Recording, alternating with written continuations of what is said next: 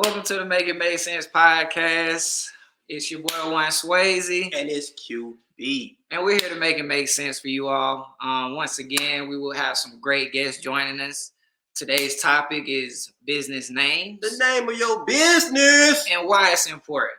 Hey, it's important to have a business name, man. But why is it important? It's the very first step when somebody's seeing you or your brand, right? The thing they see is your business name. So guess what? We got some special guests with us today. Yes, we sir. got Jasmine, DJ Matrix, and Miss Ambriya. Thank you all for being on the show with us today once again. But we do want y'all to introduce yourselves because we got a great show today. So starting off with Miss Ambriya, tell us a little bit about yourself and what you do. Hey guys, so as they said, my name is Ambriya Neal, and I am the owner of the online boutique Shop Him. Thank you, ma'am, for joining us today. Miss Jasmine, you are next. Tell us a little bit about yourself. Hello, I'm Jasmine Carson. I'm a native of the Materra. Okay. I just moved back home 3 years ago. I've read until I die. I attended Georgia State University. I have a degree in marketing, and I own a natural salon on the west side. So my baby be 6 months on December 19th. We opened up on June 19th. So that's all. Appreciate that. So we have Miss Matrix next. Can you please tell us a little bit about yourself and what you have going on, ma'am?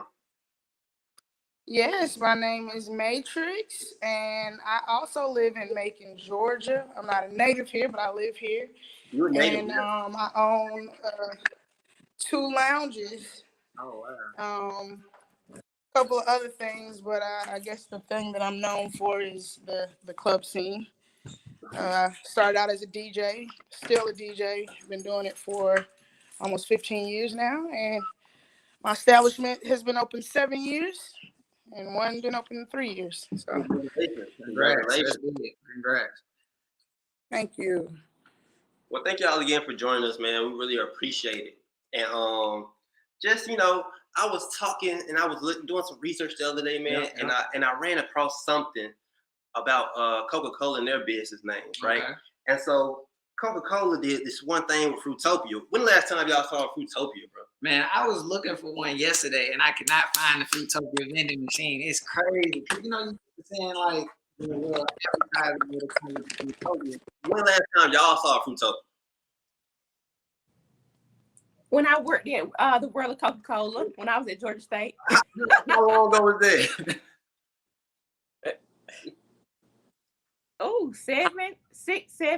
7 years. So look, it's crazy.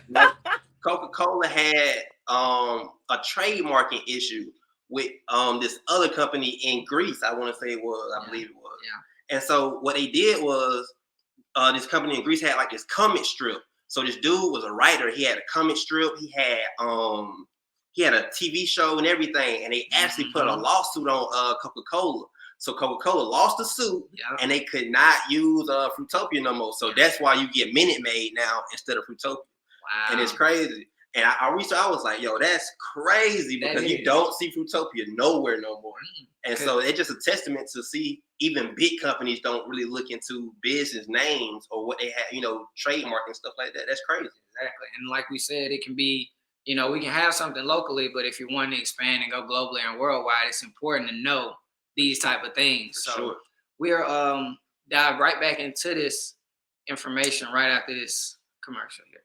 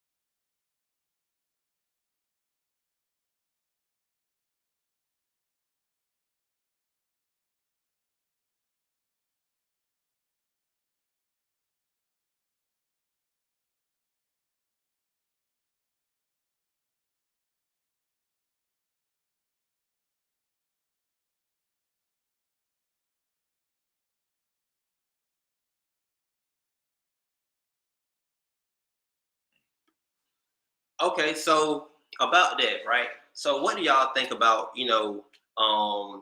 being able to look up? What do y'all think about that discussion about that Fruitopia deal with Coca-Cola?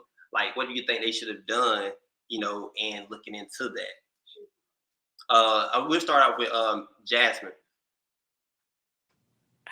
I was gonna say, from a business perspective, when we have a marketing degree, I feel like, and I work for Coca-Cola, I feel like that was like on their end, from the legal perspective, because they should have had a lawyer look into that, before they even put it out on the market. They should have had, because there's plenty of companies who use the same name, but it's just you have to go about trademarking it. So I feel like that was Coca-Cola's fault, honestly.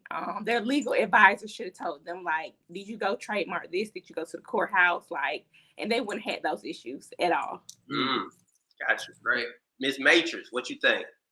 No, I totally agree with Jazz. I feel like at times certain things are overlooked, especially when you might have felt like it was your brainchild. Like Fruitopia is a random name, so for someone to have that same name, sometimes people have the same thought process as you, or sometimes they don't. It just ended up being spelt the same.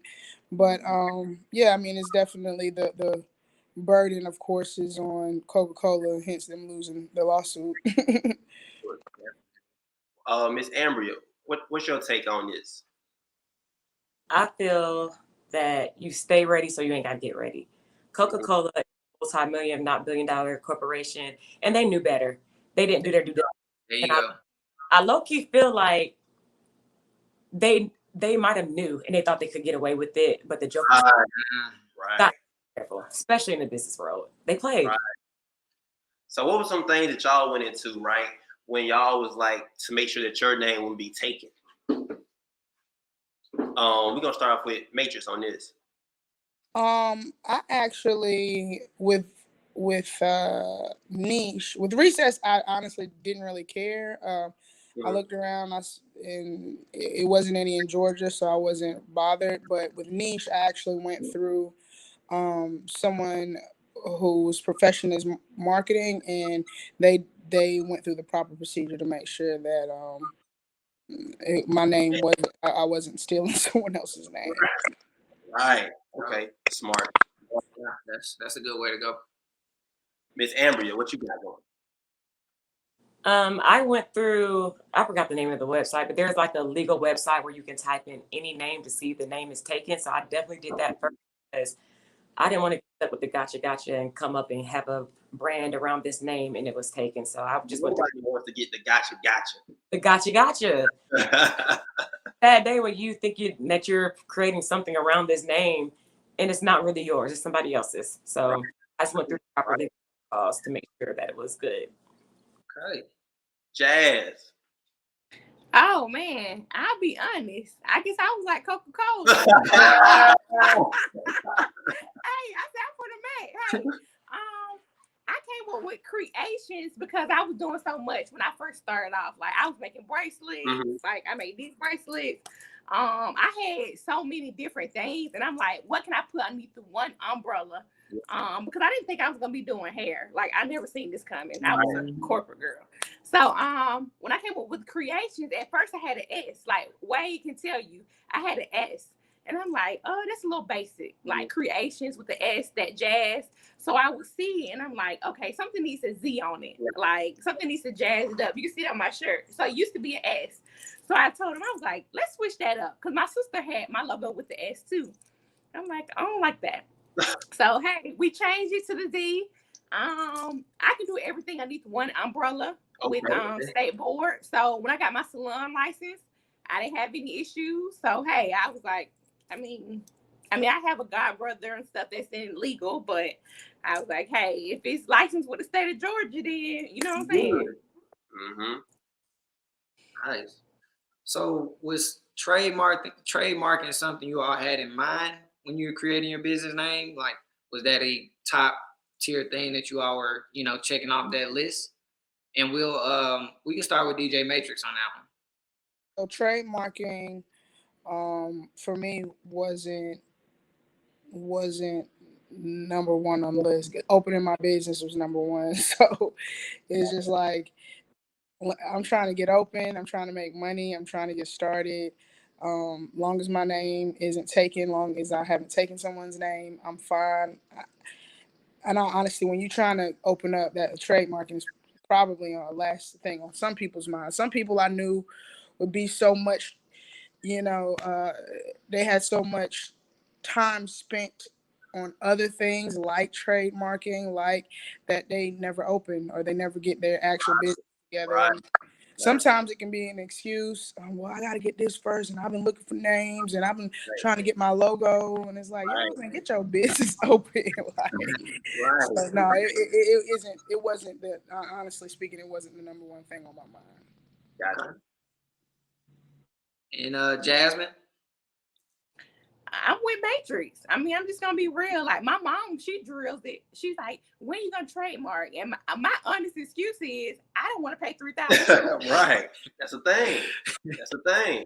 And as us being small Black business, like I tell people, I'll be real with y'all. I moved in here. I paid $800 for inspection. Y'all, now one bill kind of firefighter have stepped in this building. So guess what? That could have been $800 in my pocket. Right. Yeah. Right. Yeah. But you safe. You. I ain't safe when they came by You were safe. I just took my money. You protect. Ambriya? Funny. For both of them, trademarking is definitely on the to-do future goal list, but it was not a priority when opening up my business. As she said, we're a small business owner. Most of us are starting with our own money. We're investing in ourselves. It's scary. You don't know how this is going to work out. And that's a lot of money to be playing with when you can use that for other things to get your business off the ground. I think once you kind of get into the game and you start being known like worldwide and stuff, that might be a thing to start trademarking, because then you don't want anybody taking credit for the work that you've been doing. I don't really think it's necessary. So okay. Nice. That's a great topic. Yeah, that's a great conversation. It's one of those things where I've actually trademarked my logo and kind of went through that process, created the LLC and got things going. So now I'm in the process of getting the office, getting that building, and going into that aspect of the business. So it's kind of like everybody has their own niche in regards to the ways they want to go. So great conversation there. I appreciate you all's answers on that one as well. That's good. Yeah. So just going back and just looking at some things from what Matrix said, people look at logos and things of that nature. Did y'all have y'all logos in mind when building your names and your business, like from Jump Street? I'm gonna start off with Miss Jasmine on this one. Oh, my logo is something very sentimental to me. I actually was in the hospital. My sister went to SCAD. Shout out to my sister. She's a Macon native too. She's been in Brooklyn, New York for 10 years. I was in the hospital and my sister came up with the logo. So at first she just did a picture of just the two girls. And then she did like I forgot the term, but she made it like without a picture and she added my logo to the bottom of it. So I tell people all the time, like when it comes to illustrations, I'm blessed. My sister went to SCAD. So if I need a flyer, I can email my sister. You know what I'm saying? That's an expensive piece. I tell people, that's an expensive piece. Flyers, logos. Some people charge up to $1,000 for a good logo. And she's not doing her stuff the way people do it on the computer. Like I tell my sister, nice with the pen. Like she won the Macon Telegraph Award here, the Golden Eagle Award when she was in high school. Oh, that's crazy. Wow. Yeah, that's big. Wow. Keeping it in the family. I support that as well. Keeping it in the family. For sure. We're gonna go with Miss Ambriya. So for my logo, I didn't necessarily have the exact thing, but I had an idea.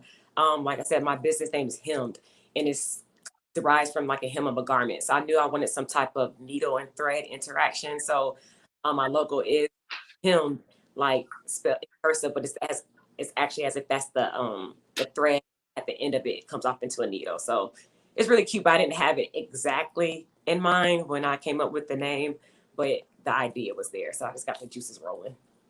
Okay. Nice. Well, we got a special guest that's gonna join us right here, bringing in Mr. Shannon of Global.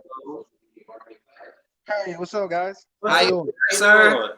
Hey, how's it going, man? I got my brother here too. Hey, what's up, y'all? So what's going on, y'all? I was listening to a couple things. So nice to meet you guys. We appreciate you for joining us, man. Thank you. No problem. Thank y'all for having us. Yes, sir. First off, just go ahead and tell the viewers, who you all are, what you're representing, and what you're bringing to the table today. Well, I'm Shannon, and this is my brother Solomon. And, we are the Sneaker Twins. We represent a brand called Global Soul, where we sell authentic apparel and high-end shoes, Jordans, Nike, Reeboks, and things of that nature. So that's what we do here at Global Soul. That's a 101. Just to kind of get y'all up to speed with everybody else. What did y'all do to make sure that y'all name wasn't taken? When starting y'all business. What we did to make sure our name wasn't taken, we did make sure it wasn't trademarked. Okay. So we took it through that, and then we also, when we applied for our LLC, we also went through that process to make sure it wasn't taken on the LLC side as well. So we double checked it. That's what we did. I got you. I'm sorry. I got one question for y'all, because it's the business is what's the name of it? The business name is Global Soul. Global Soul. Why didn't y'all choose the Sneaker Twins? I actually think that's pretty cool. We have it's interesting that you say that. Yeah. So what we have Global Soul and we have the Sneaker Twins. Now the Sneaker Twins is a brand within Global Soul. Okay. So it's a brand within a brand. So when we like sneaker, we use the Sneaker Twins for when we go out and do like podcasts and things of that nature. Like basically what we're doing now will be under Sneaker Twins, but when you come in the store, you're coming in Global Soul. That's nice. How we do it. Yeah. I got you. And going back to y'all said y'all looked through the trademarking and doing the LLC. This is for everyone in this one. Did y'all go to did y'all have a professional? No, we didn't. We actually did it ourselves. It's a very simple process. We did it ourselves. Now we did seek counsel. We got some counsel from some other individuals that had already created their business plans and all that nature. But we did seek counsel, but we did it ourselves. It's a pretty easy process. Okay. Miss Jasmine, it's the same question for you. Did you seek any counsel, or did you use a professional to seek your LLC? You know I'm hard-headed, so this is the thing. I told you I'm hard-headed, okay? So I had so many people telling me, "Oh, you need an LLC." How I got my salon license, honestly, right? Like Matrix said, I was just trying to open. So I was in cosmetology school. I had a suite downtown. They were like, "You need a license." My thing is, I do a lot of natural hair. So if you notice that Africans don't have license, if you don't pick up a blow dryer, you don't need a license. You know what I'm saying? A cosmetology license. You just need the business license. So it was a fun thing. It was money. And I was like, okay, I don't have the $200 to go get salon license. So as I passed state board, I went. And my accountant, my godmama, she did tell me that I don't need an LLC. She said I can do everything underneath my business.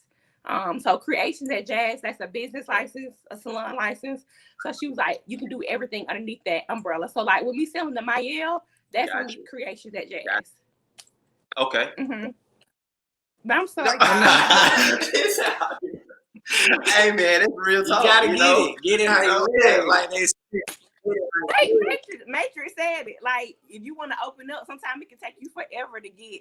If you, you know what I'm saying, like. I'm sure Amazon didn't start off with all that stuff either. Like, let's be for real. They start out in garage. So I'm sure that they have all that paperwork. Sure. Miss Matrix, tell us a little bit about it. Did you go through a professional? Did you do your own research? What about that? No, like she said, when I first started, I got my LLC maybe like 3 or 4 years after I opened Recess, and the reason being was the city for 1 year, like in order to renew your license, they made you have either an LLC or a trademark. And so it forced me to get an LLC. They stopped it the next year. But after that, I was like, well, I have my LLC now. Right. So, and I kept it. I had a brand before where I got an LLC, and I didn't even do anything with it at all. Mm-hmm. So like it goes back to a lot of people look at certain things as a staple. Like, yeah, man, like you'll see people on Facebook posting their LLCs. Right. And I mean, in all honesty, it doesn't mean anything. Like, it means that maybe that you took the first step to say you want to try something. But if you don't do nothing with it, like it's just a piece of paperwork you register with the state that's not worth anything if you don't do anything else with it. So, all the LLC is making you not liable for certain things if you get sued. You know, that's, I mean, like even with trademarking, I really can open up a business here in Macon that somebody trademarked across the world. But the reality is, if it's a bar, it doesn't really matter. Like, because if their name is Recess and someone comes here and affiliates it, they can't go to Recess and Macon from Germany. Like, it doesn't make sense. But if I have a t-shirt brand that is going crazy and now someone's like, yo, that's my t-shirt brand, then it changes things. So when you talk about legalities and what, you know, what's working and what's not and what you pay your money for, you just have to be smart about it. You have to know what works for you and what even makes sense. Like I said, a lot of people just do stuff because it sounds good. Like, man, I just got my trademark. Right. I got a quick question though. Go ahead. I got a quick question though, Matrix. Do you think you were taking a risk by not having your LLC while having that business? I mean, I have a bar, so of course I'm taking a risk at the end of the day. Like, someone could try to purposely say something happened or, you know, try to come at me. So yeah, I definitely took a risk. It wasn't something that was calculated though. It was just like, once again, I'm just trying to get my doors open. I don't think anybody's gonna try to sue me for anything stupid, and they haven't, thank God. But I mean, I do have my, and even still, like the LLC doesn't protect me more than my insurance does, right? So even if I didn't have my LLCs, as long as I have my insurance, it kind of, you know, helps me out. A lot of times those things, those semantics are on a larger scale. I'm not saying don't cover your behind because you could be the odd one out, but the reality is, I don't have that much for you to take. If you're gonna take my business, you're taking everything from me anyway. I don't have any assets in my back pocket that you can steal too, right? So I don't have $1 million house and $50,000 business. Now you got to tap into my house when you steal from, like when you sue me. So no, I really wasn't taking a big risk, but you know, like I said, it just depends. Like, some people don't understand that concept. They just do stuff off of what they heard or what seems cool. You know what I mean?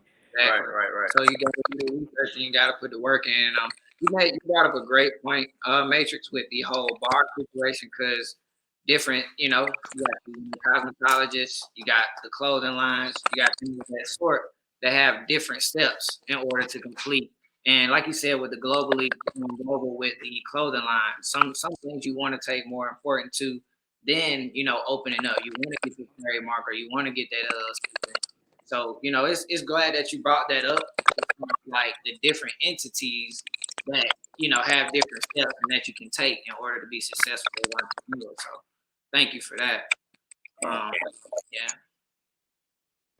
And don't get me wrong, like from a scaling standpoint, if I wanted my bar to become an Applebee's in the sense of it's nationwide, then yeah, okay, I need to make sure I'm trademarked, because now I don't want somebody trying to open up. Oh, goodness. Hello? There you go. My bad. Yeah, so I don't, you know, if I'm trying to do something like that on the mainstream, then yeah, I got to make sure my things are trademarked so that no one opens up a bar and tries to compete or tell me that I stole their name. But right now, I'm just local, so. Yeah, we got you. Definitely feel that. So, Miss Ambriya, let us know about your LLC. If you had any, you know, consultation, a professional helping you out, or you did some research on your own. Oh no, I did everything by myself. And at that point, I was pitching pennies. So I was like, "Hey, we understand that. Yeah, internet, use it to your advantage." Like, I learned how to make my own website because I was like, okay, websites cost about this much. Not YouTube. made my website. How do I do this? I don't know. Let me go read this here. So no, I did everything myself. Right. She the lonely wolf. She was like, look, I got to get it out the mud. Hey. I'm doing independent. You know what I'm saying? So she was doing her thing.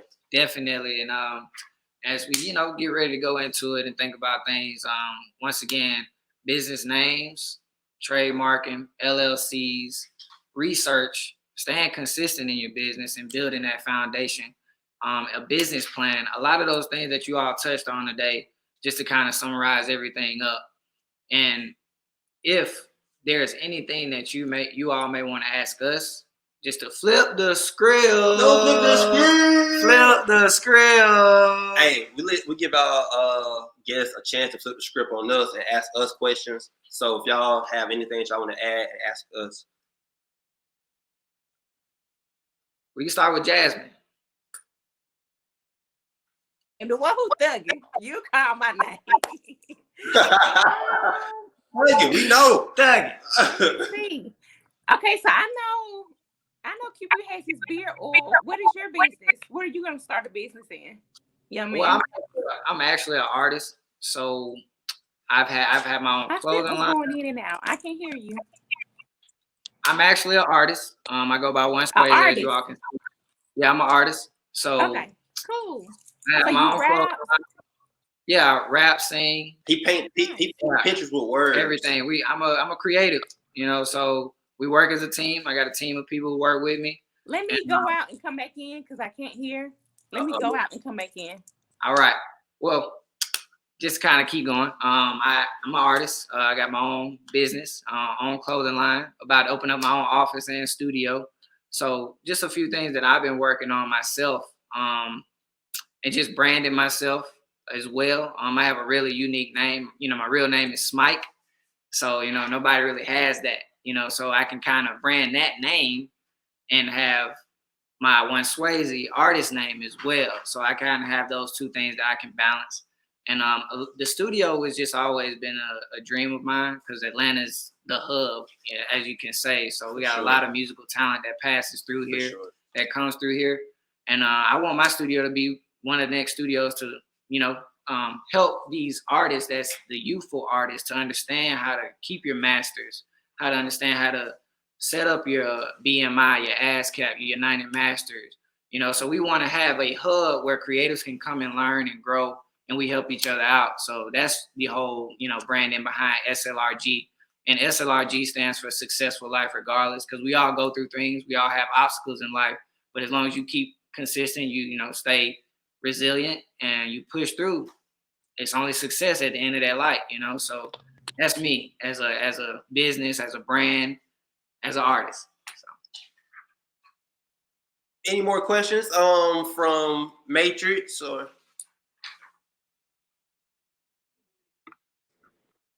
How long have you guys had the podcast? How long have we had the podcast? Unofficially, I have to say probably about all our time knowing each other. Yeah. But definitely. But probably only probably about a month and a half. I would say about a month and a half. About a month and a half. We did lives before we went to this brand new stream yard that we have here, which we're working out the kinks and that next with it. But yeah, about a month and a half so far. My good man brought it to me, and we made it happen. Making it make sense. Dope. Anybody else got a question? What about you, Sneaker Twin? He's saying something. His mic is muted. In the next 2 years. Oh, repeat the question. Repeat that. So what do you guys see yourself in the next 2 years? Have y'all projected it out? You want to answer that? Well, like I said, with the whole SLRG, in 2 years, I'm looking to be up and running. Mm-hmm. Office should be completed by next year. Studio should be completed by the end of next year. Mm-hmm. Do you mean with the podcast or with him or me? Individually and with the podcast. That's what I'm working on individually. We're working on getting some some of the clothing lines up on Amazon, Google Ads, things of that sort. And together, I'll let Quinn, discuss that. Or if you want to go on the Stone Leaf, Big. I plan to be really big in 2 years. Nah, no, man, for real. Just trying to build our brand, our personal brand, and this podcast, and then hopefully in 2 years we'll be in a position to where y'all see us on a bigger screen, right? So that's I think that's our focus in 2 more years. But so we do want to appreciate y'all for coming onto the show. Definitely. Love y'all, man. We really appreciate all the love y'all have been giving us. One last thing though, for the youth viewers, the people that's watching, can we get some advice for them? What do you all, that you all went through that you all don't want the youth to go through? Can you all give us some insight on that? And we can start with Matrix on that. Oh wow. My biggest thing would be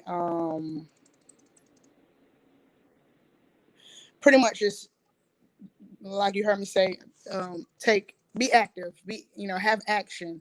Like everyone says they want to be a millionaire. Everyone says they want to own a business. I've realized that a lot of people talk it, but they don't actually want to do the work. It's just like saying you want abs, right? You'll do a sit up or two, and then afterwards you're just like, man, I don't see abs, so I'm gonna stop. It's the same thing with a business. Like you're gonna hit hella obstacles or whatever, but you have to keep pushing. Yeah. What you say, QB? I said Ambriya over there, like, oh, I can feel that. No, but it's real. Like anything that you want to do, like a lot of people think that owning a business means you're just a boss. Like, oh, you're a boss. You don't ever work. I hear that all the time. What you mean you go on to work? You don't do nothing, And it's like, oh, okay. Besides the fact that I haven't slept in 48 hours or whatever, but it's a lot more to it than just having money or pretending to be able to boss somebody around. I guess I don't know. But a lot of people stop at the idea. A lot of people stop at, oh, I want to do this, and they never follow through. Like I had to stop having business meetings with people. Like, if you want to meet with me, like, take me out to eat or something so I can get something out of it. Because half the time you're just wasting my time. So it's I would say that's like really the biggest thing, because you have too many people that don't. And then afterwards, getting advice from other people. For some reason, people don't like to get advice. It's too prideful. I don't know what it is. So you think right. And the ones who do push through and get a business, they don't last long. So I think that those would be the two things that I would push to anybody who wants to start something. Gotcha. In short, do any of y'all, Ambriya, do you have something that you have to say about, giving back to the youth? Yeah, a few things. So like one, before you start your business, shift your mindset. It's easy. It's hard work. There's always something to do. Like she said, like even how Instagram says it's glamorized, but there's so much. A t-shirt that you post or a drink that you serve, hairstyle that you give. So if you don't have the right mindset and you're not ready to work, just put it to the side, because it's not going to be successful. You're going to fail. And like failure is part of the process, but fail on purpose and for a reason, not just you just did something just to do it. Another thing, get a mentor. You don't know everything. That's the truth of the matter. If you want to be successful, I used to always think like I was Superwoman. I think by myself, but when it gets to a level, you need people help you, and it's okay to have help. Also, a Christian, so I say put God in the middle of your business, because with Him, all things are possible. So if you the main thing, it's only up from there. With Him, no pun intended. With Him, that's funny. Hey. Jasmine, anything you want to give back to the young entrepreneurs of the world? I'm gonna piggyback off what her and Matrix said. Hope won't get too long with like the church people say. Mentoring is so important. I got a lot of advice from older women in the hair industry, so they helped me get my salon. When it comes to mentoring. I actually do mentors. I ain't gonna embarrass QB, but he was one of my mentees. And when I was in high school, he was in middle school. So I actually go back to Central now, and I started last year. Well, during COVID, unfortunately, but I was trying to do it 2 years ago. And like I tell them, they need to see us. Like, even if we're not from Macon or not, they need to see successful Black entrepreneurs. Like, he's downtown. You know, it's a high school student right now who loves sneakers. QB used to stay with some Jordans on at Central. You know what I'm saying? Central West Side. And they dream is to have a boutique. But at the same time, I'm gonna piggyback off what my girl said. It's hard work.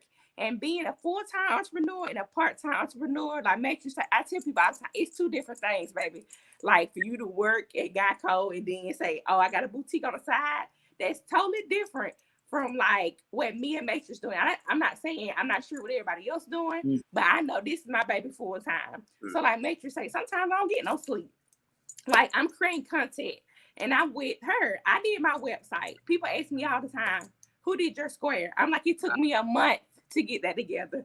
Like with the Materra, it took me 3-4 months, you know what I'm saying, to get everything. So I agree with both of these young ladies said. I'm sure he understands it because he has a storefront downtown. I don't know him personally, but when I seen it, I was like, oh, this is dope. Like, Macon got a boutique downtown. Like, okay, y'all stepping up downtown Macon, but it's a lot of work. And I can only imagine how him and Matrix feel being downtown. Like I told you, the firefighters, they come see me. You know what I'm saying? But if you're downtown, I bet you they're going to come in there and speak. You know what I'm saying? So I applaud y'all. Like she said, it's hard work. I'm going to be honest. Some days I make $0. Some days I might make $100. But it's not easy. Because like I tell people, when you work for a corporation, when I worked at CNN, I knew my money was coming. It's in the bank account. You know what I'm saying? My $1,200 was in cash. I'm like, hey, I can go party. Where the party at? I'm at the compound. My money in there. This life right here, you might not can't get you a crystal. As maybe someday you might not make no money. But you're happy if you love what you do. And that's one thing I can say about Matrix. I met her when I moved back home. I could tell she loves what she does. And that, to me, that's the peace of mind that I love. Not the money. It's because I like what I do every day. What you got, Sneaker Twin? All right, man. So the only thing my advice would be just to bet on yourself. You know what I'm saying? I got that from a guy. His name is Jack Thriller. He's a comedian up in New York for G Unit. And I actually got him. I got that from him. He said, "Hey, man, just if anything, just bet on yourself." And basically, that's basically what all the ladies saying. You know, it's gonna be times where you don't make anything. You know, it's gonna be times where you feel like you want to quit. You feel like it ain't working, but you just got to keep on pressing on, man. But anything, to whom much is given, much is required. And that's how I look at it, man. So bet on you. Bet on you. Yes. That's it. So that's it, man. Well, yeah. Hey, man, I just want to thank all guests for coming, man. We appreciate y'all for coming and dropping y'all 2 cents. Phenomenal. And making it make sense for the people in the audience, man. Phenomenal. Hey, I just want to, we wish y'all the best on everything that y'all doing, everything that y'all have going on. Appreciate y'all again. Hey, I'm QB from the Make It Make Sense podcast. And I'm OneeSwayze from the Make It Make Sense podcast. And we just made it make sense. They made it make sense. They made it make sense. Yeah. Thank y'all. Y'all be safe. Thank y'all.